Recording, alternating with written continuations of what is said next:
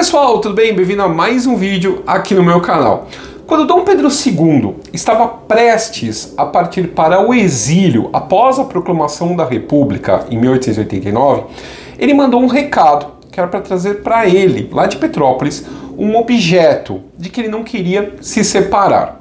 Não era uma joia, nem uma espada, era sim um livro, uma edição original dos Lusíadas, que traz a assinatura do autor, Luís de Camões, seu dono, está escrito no livro. A fascinação do imperador brasileiro pela obra de Camões dá uma dimensão da importância desse poeta, não só para a literatura portuguesa, quanto para a identidade dos povos lusófonos. Tanto que em 10 de junho, data da morte dele, é celebrado como o Dia de Portugal, das comunidades portuguesas e da língua portuguesa. Camões e os Lusíadas são um assunto tão sério que foi cogitado em 1972 trocar a primeira edição de Os Lusíadas, que pertenceu ao imperador Dom Pedro II, pelos restos mortais do pai dele, o Dom Pedro I, que estava na época em Portugal. Em 2024, completam 500 anos do nascimento de Camões. E é dessa vida envolta em lendas e que daria um filme de aventura que eu vou falar no vídeo de hoje. E eu já começo esse vídeo com terra arrasada. Não existem muitas informações confiáveis a respeito da vida de Luís Vaz de Camões. Há poucos documentos contemporâneos sobre ele e muito do que se conta é baseado em mitos e narrativas posteriores. Até a data e o local de nascimento são disputados, mas o mais provável é que ele tenha nascido em Lisboa em 1524. Seu pai, Simão Vaz de Camões, era um fidalgo da pequena nobreza, descendente de uma família galega. Ele serviu por muito tempo na marinha e participou da exploração da costa da África, antes de se casar com Ana de Sá e Macedo. Luís foi o único filho deles. Quando ele tinha 3 anos, em 1527, a corte portuguesa se transferiu para Coimbra por causa de uma epidemia de peste. No episódio sobre a peste negra, eu falei a respeito dos surtos que continuaram acontecendo muito depois da Idade Média. A família de Camões deve ter ido junto e ele passou algum tempo nessa cidade. Muito pouco é conhecido da infância de Camões, mas se sabe que ele teve uma educação sólida, porque sua obra é cheia de citações eruditas que só uma pessoa que teve uma excelente formação poderia fazer. A família dele não tinha muito dinheiro, mas tinha algo melhor. O tio de Camões, o padre agostiniano Bento Vaz de Camões, era chanceler da Universidade de Coimbra, uma das mais antigas e prestigiadas da Europa. Provavelmente esse tio se encarregou da educação de Camões. Segundo a tradição, ele não era muito dedicado, mas se interessava principalmente por história, literatura clássica e moderna e cosmografia, que é a parte da astronomia que estuda a descrição do universo. Na época de Camões, a cosmografia estava tendo grandes avanços com a criação do método científico, como eu contei no episódio sobre a Renascença. Esse era o tipo de coisa que era ensinado na Universidade de Coimbra na época, mas não existe nenhum registro de que Camões tenha estudado lá. Provavelmente ele aprendeu tudo com o próprio tio, que devia ter a intenção de que o sobrinho entrasse para a igreja, só que ele não tinha vocação nenhuma para isso. Aos 20 anos, Camões voltou para Lisboa e precisou começar a ganhar o próprio sustento. Foi assim que ele entrou para o serviço de Francisco de Noronha, conde de Linhares. Isso é uma das poucas coisas que a gente tem certeza sobre a vida dele, porque existem comprovantes dos pagamentos que o conde fez para ele. Mas não se sabe exatamente o que o Camões fazia. Uma teoria é que ele dava aulas para os filhos do conde, mas é possível que tenha sido só um protegido. Outra coisa que Camões teria encontrado nessa família foi o seu primeiro amor. Ninguém mais, ninguém menos que a própria esposa do Conde de Linhares, Violante de Andrade. Ela era bem mais nova que o marido e se diz que correspondeu à paixão do jovem protegido. O romance não durou muito e mais tarde Camões teria se encantado com a filha adolescente dos condes, chamada Joana. Além delas, Camões teve muitos outros amores e vivia se metendo em confusão por causa deles. Os biógrafos do poeta afirmam que nessa época ele tinha uma vida boêmia, frequentava tavernas e se envolvia em arruaças, mas os maiores problemas vinham quando ele se apaixonava e ele não tinha muito critério. A adorada da vez podia ser desde uma moça pobre que ele conheceu na rua até uma princesa. A princesa, no caso, era a irmã mais nova do rei Dom João III, a infanta Dona Maria.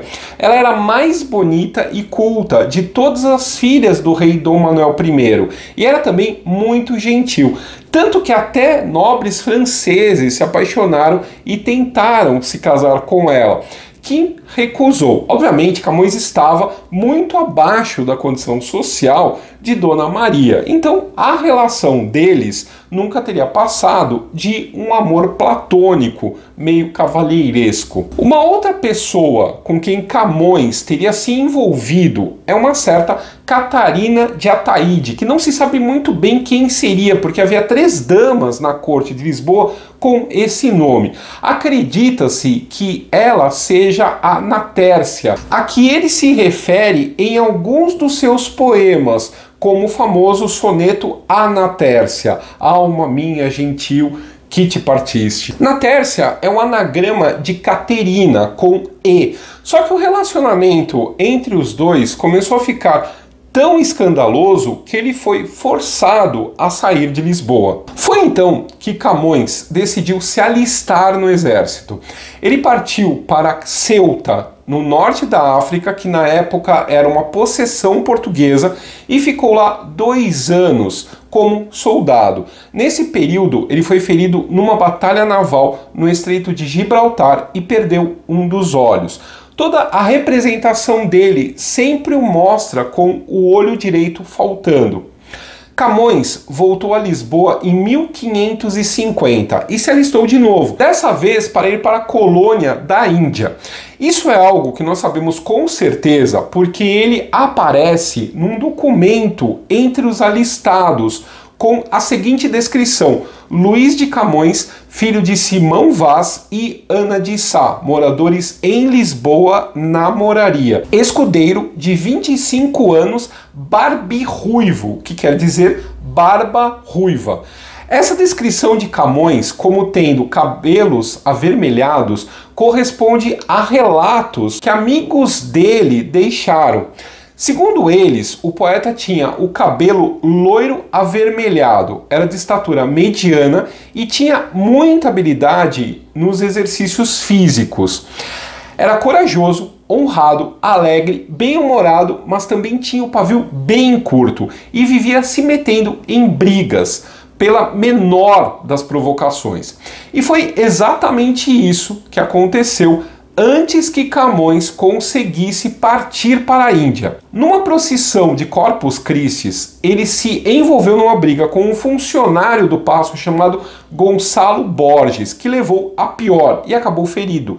Camões foi para a prisão, mas em 7 de março de 1553 foi libertado por uma ordem régia. E com essa ordem ele então pôde finalmente partir para servir na Índia.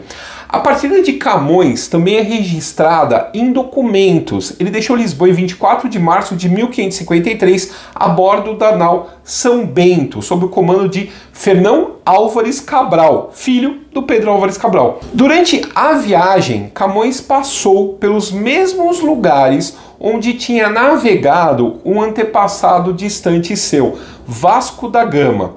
Ao cruzar o Cabo da Boa Esperança, a frota enfrentou uma tempestade e se dispersou. O único que conseguiu seguir viagem foi justamente o São Bento, onde Camões estava. Toda essa aventura deve ter mexido com a imaginação do poeta, que começou a escrever um poema inspirado pelas histórias dos grandes navegadores portugueses.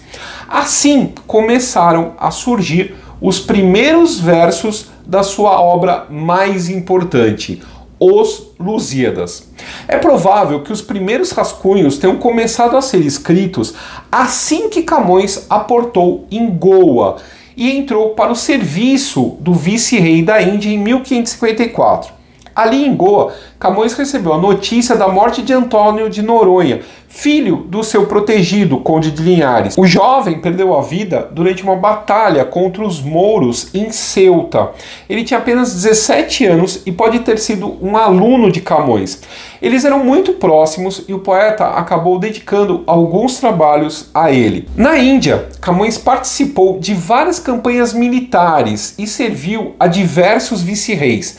Alguns gostavam dele, outros não, e ele nunca estava muito longe de alguma confusão.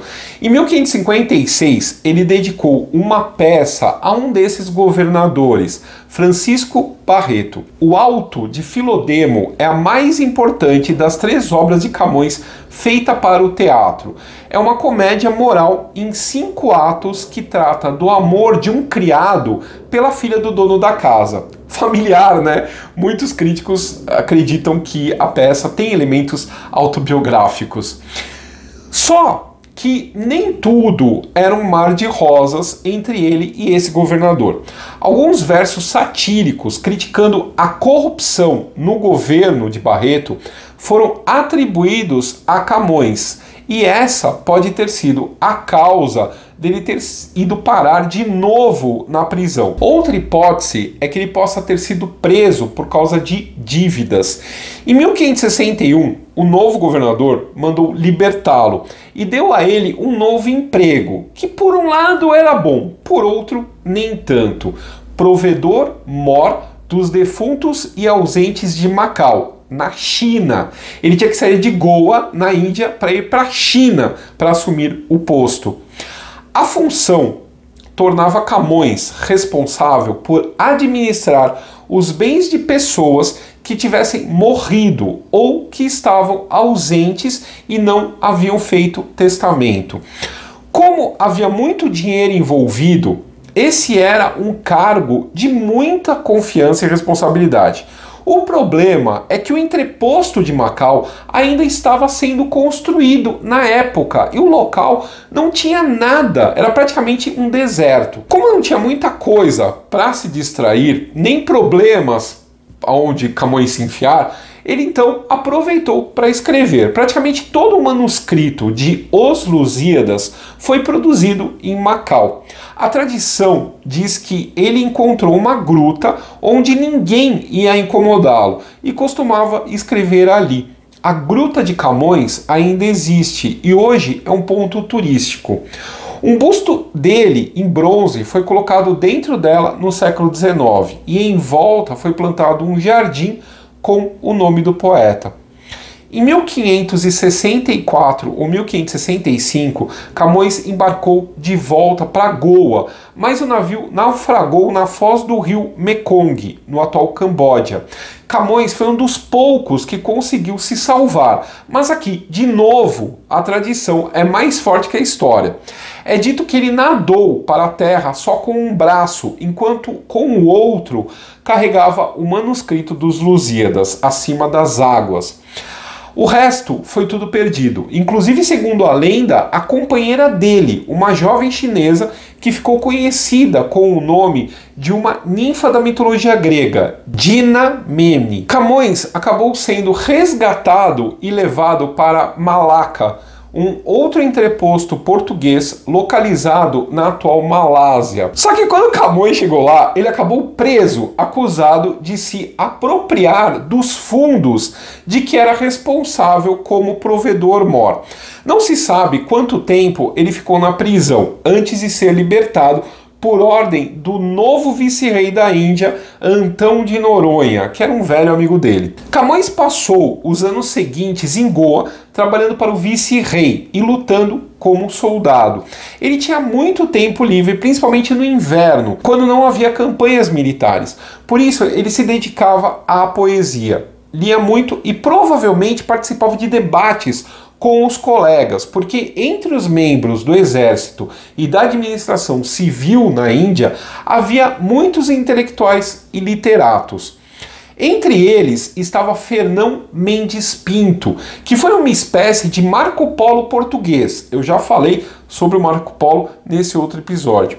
Mendes Pinto viajou pela Índia, China e Japão. Mais tarde, escreveu um livro descrevendo a geografia e os costumes desses países, chamado Peregrinações. Assim como Marco Polo, muita gente duvidou que Mendes Pinto tenha vivenciado tudo que ele escreveu e fazia um trocadilho com o nome Fernão Mendes Pinto, que se tornou Fernão Mentes Minto. Em 1567, Camões finalmente decidiu que era hora de pegar o caminho de volta para casa.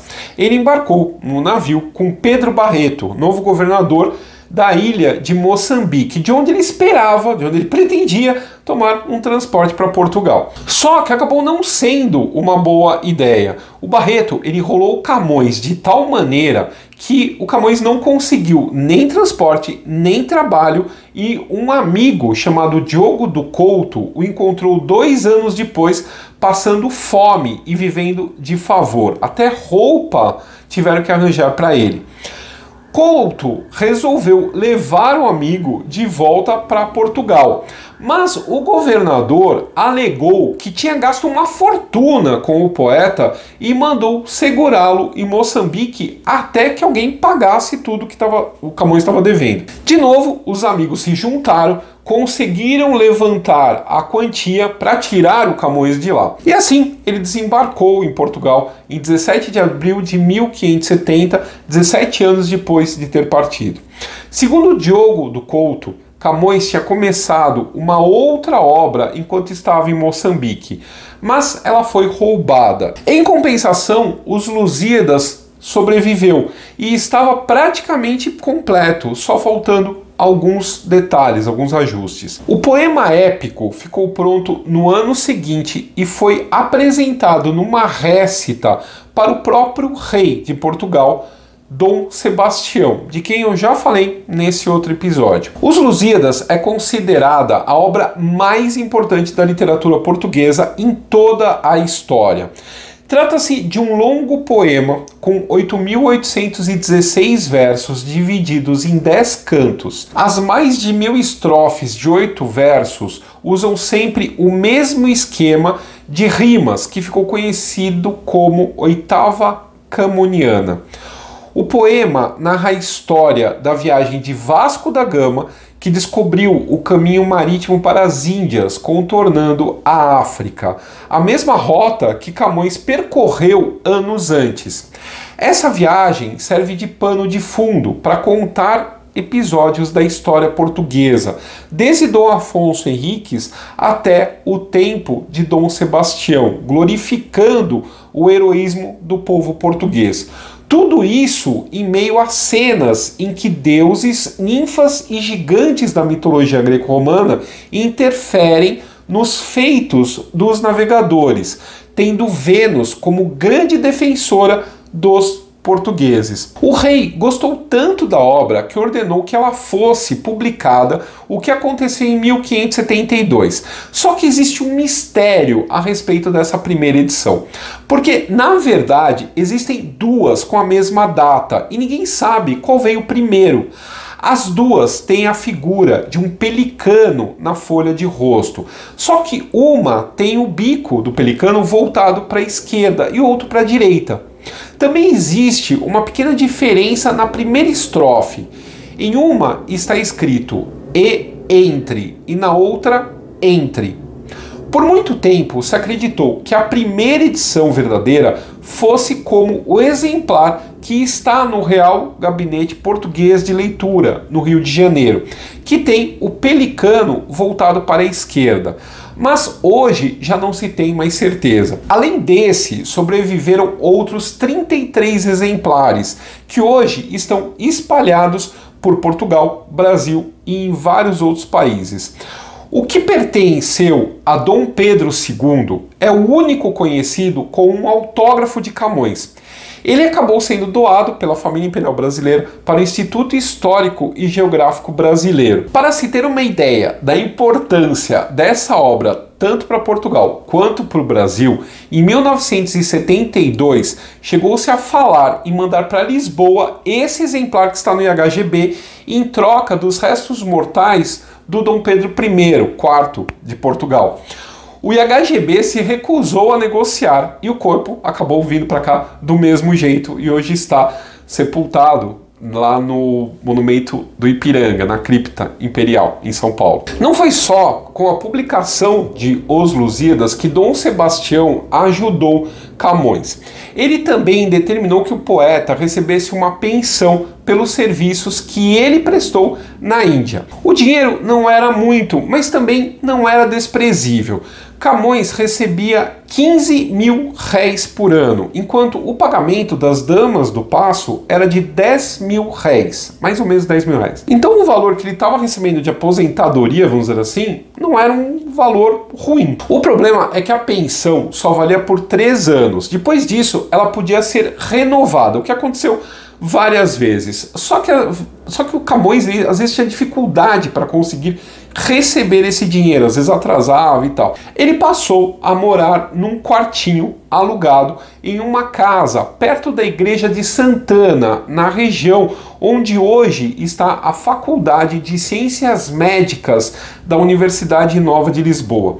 Acredita-se que ele escolheu essa região para ficar perto da mãe, que ainda estava viva. Alguns dos biógrafos de Camões afirmam que ele vivia em extrema pobreza. Outros dizem que não era bem verdade, que ele era pobre, mas ele não era miserável.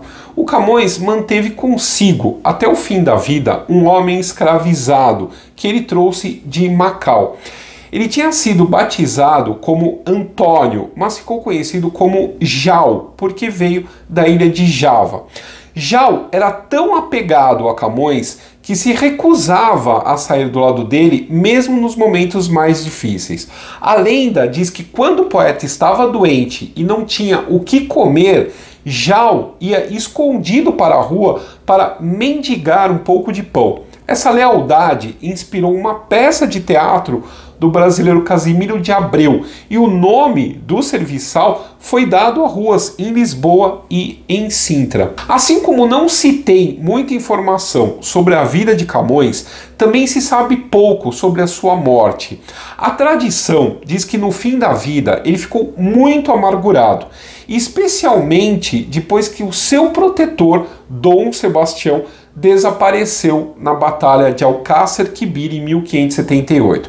Para piorar, o rei foi sucedido por seu tio-avô, o cardeal Dom Henrique, que por ser cardeal, obviamente não tinha herdeiros legítimos direto. Quando Dom Henrique morreu em janeiro de 1580, quem ficou com o trono foi o rei da Espanha, que se tornou Filipe I de Portugal. E assim, o país que Camões tanto louvava em seus poemas perdeu a sua autonomia. Em meio a essa tristeza toda, Camões ficou doente, possivelmente de peste. Ele foi levado para o hospital, onde faleceu em 10 de junho de 1580. Camões foi sepultado na igreja de Santana, perto de onde morava, e o único que deu alguma atenção para o falecimento foi um amigo, Gonçalo Coutinho. Ele mandou erguer uma lápide de mármore sobre o túmulo do poeta, com o epitáfio: aqui jaz Luís de Camões, príncipe dos poetas do seu tempo. Viveu pobre e miseravelmente e assim morreu no ano de 1579. Essa campa lhe mandou aqui pôr Dom Gonçalo Coutinho, na qual não se enterrará pessoa alguma. O problema é que a data da lápide estava errada e isso causou uma grande confusão a respeito de qual seria o ano correto em que ele faleceu. Foi só muito tempo mais tarde que se encontrou registros na Torre do Tombo, lá em Lisboa, comprovando de que ele morreu em 1580. Nesse mesmo ano, a mãe dele conseguiu que a pensão que o filho recebesse fosse transferida para ela, como sua herdeira. Então, ela também não ficou desamparada. Quanto ao Jal, não existe nenhum registro a respeito do que aconteceu com ele, mas como um bem de Camões, se Camões não deixou testamento, ele deve ter sido passado para a mãe do Camões, e o que ela fez não se sabe, se soltou ele ou não.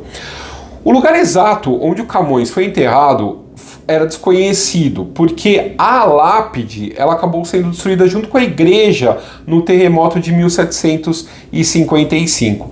Alguns relatos dizem que a sepultura dele ficava do lado esquerdo de quem entrava na igreja. Outros falavam inclusive que ele ficava do lado de fora. Ninguém tinha muita certeza onde ficava o local. Camões nessa época já tinha sido reconhecido como um grande poeta da língua portuguesa. Essa consagração começou um pouco depois da morte dele, quando os seus poemas soltos foram reunidos e publicados pela primeira vez em 1595 com o nome de Rimas. Além dos sonetos que ficaram associados a Camões, também há odes, glosas, cantigas, elegias e vários outros tipos de poema que se usavam na época. As duas obras, Os Lusíadas e Rimas, foram suficientes para que no século XVII Camões fosse considerado o maior poeta lírico de Portugal. Por causa disso, muita gente não se conformava com o desaparecimento da sepultura dele. Em 1854, foi criada uma comissão com o objetivo de encontrarem os restos mortais de Camões. A investigação chegou a uma ossada intacta num dos lugares em que se dizia que ele havia sido sepultado. Só que, como não tinha exame de DNA na época, ninguém sabe se realmente esses restos mortais são dele. Mas aí o patriotismo falou mais alto e foi assumido que era o corpo do poeta. No aniversário de 300 anos da morte dele, em 1880, esses restos mortais foram transferidos para o Mosteiro dos Jerônimos, em Belém, onde foram colocados num túmulo grandioso, irmão gêmeo de outro que abriga o corpo de Vasco da Gama, o navegador cuja história é narrada em Os Lusíadas. O tricentenário da morte de Camões também foi a ocasião em que se publicou o que é considerada a edição mais bonita e luxuosa de Os Lusíadas. O responsável foi o editor Emílio Biel, artista gráfico germânico estabelecido na cidade do Porto. Ela teve uma tiragem relativamente pequena, portanto é bem rara. O livro é monumental, ele tem 60 centímetros de altura, com capa dura e toda cheia de detalhes gráficos, que incluem uma gravura de Camões e uma do imperador Dom Pedro II, a quem o livro foi dedicado. Essa dedicatória não é por acaso. Dom Pedro II ajudou a financiar a edição do Biel. O imperador brasileiro foi um grande admirador de Camões, especialmente de Os Lusíadas, desde 1845, quando ele ganhou o exemplar autografado de que eu falei antes. Como esse livro foi parar nas mãos, essa edição inicial foi parar nas mãos de Dom Pedro II, é uma história à parte.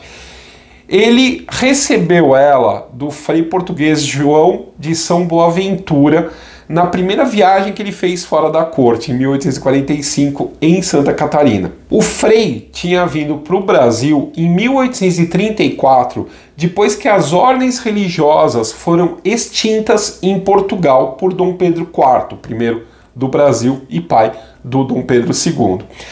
Só que antes de sair de Portugal, o Frei João ele decidiu pegar emprestado da antiga biblioteca do Mosteiro de São Bento da Saúde em Lisboa alguns livros, e entre eles a edição original autografada de Camões, que ele acabou oferecendo para o imperador brasileiro. O Dom Pedro II era tão fascinado pelos Lusíadas que sempre que possível ele buscava comparar o original com as traduções em outras línguas, como o alemão. E quando não encontrava tradução nenhuma, ele mesmo tentava convencer alguém a fazê-la. Foi assim, por exemplo, com Henry Longfellow, que foi um dos maiores poetas românticos norte-americanos. O Dom Pedro o conheceu em 1876 durante a sua visita aos Estados Unidos e ficou encantado com a tradução que o Longfellow fez da Divina Comédia de Dante Alighieri. O imperador tentou convencer o Longfellow a fazer o mesmo com os Lusíadas, mas o poeta recusou. Quem acabou tomando para si essa tarefa foi o aventureiro, diplomata, escritor e várias outras coisas, o inglês Richard Francis Burton, em 1880. Finalmente, Camões acabou tendo um papel importante na luta contra a censura no Brasil. Em 1972, os jornais brasileiros começaram a sofrer com censura prévia, ou seja, o governo mandava para dentro das redações os censores para vetar os artigos que eram considerados proibidos de serem publicados. Muitos jornais simplesmente mudavam a diagramação daquela matéria que tinha caído, para esconder esses textos censurados. Mas outros se recusaram, como os jornais do Grupo Estado, o Jornal da Tarde e o Estado de São Paulo, mais conhecido como Estadão. Quando a matéria era censurada, eles ocupavam um espaço com anúncios, com cartas de leitores, com processos judiciais e outros materiais completamente inocentes. Depois, eles decidiram fazer algo para chamar a atenção. O Jornal da Tarde ficou famoso por publicar, no lugar das matérias censuradas, receitas que nem sempre davam certo. O Estadão já era um jornal mais sério, tal, e resolveu publicar o quê? Os Lusíadas no espaço das matérias que tinham caído. E eles colocavam uma nota embaixo quando o poema não terminava, que era para olhar na próxima parte censurada do jornal, que estava lá a continuação dos poemas. No total, o Estadão publicou trechos de Os Lusíadas 655 vezes, de 1973 a 1975, quando a censura prévia acabou. As notícias proibidas iam desde a derrota eleitoral do Arena, o partido da ditadura, até o surto de meningite que aconteceu em São Paulo e que o governo militar decidiu que era bom esconder. A estranheza de ver o grande poema da lusofonia, onde deveria haver notícias, não passou desapercebido, e os leitores logo começaram a reparar que essa era uma denúncia a respeito do que o jornal não podia divulgar. Em 2002, uma publicação chamada A Revista decidiu homenagear esse ato de resistência poética com uma edição facsimilar do original de Os Lusíadas. Eles tomaram por base a edição de 1572, que pertencia ao bibliófilo José Midlin, que hoje está na biblioteca da USP. Mas há um detalhe diferente. Os versos que foram publicados pelo Estadão foram substituídos pelas matérias originais que haviam sido censuradas. E aí, gostaram do Camões? Eu me conformo que não existe um filme sobre o Camões. Existe um filme, mas da época do Salazar, era uma coisa assim, mais, herói, não tem esses bastidores assim, muito mais interessantes, muito mais gostosos de saber que a pessoa era de carne e osso, apesar de ter deixado uma obra de vulto que até hoje ainda é estudada e lida e cultuada, como nós estamos fazendo com esse vídeo de hoje. Bom, pessoal, essa história que eu queria contar hoje pra vocês. Não se esqueçam aí de deixar seus likes, seus comentários. Se você não é inscrito no canal, por favor, se inscreva. Dá uma olhadinha se o seu sininho está ativado para receber as notificações e para ajudar o canal. Chegar até aqui no vídeo já é uma grande ajuda, mas se quiserem ajudar financeiramente, tem como entrar para o clube do canal, o link está aqui embaixo, ou então mandar um pix para nós, tá legal? Um abraço e até o próximo vídeo.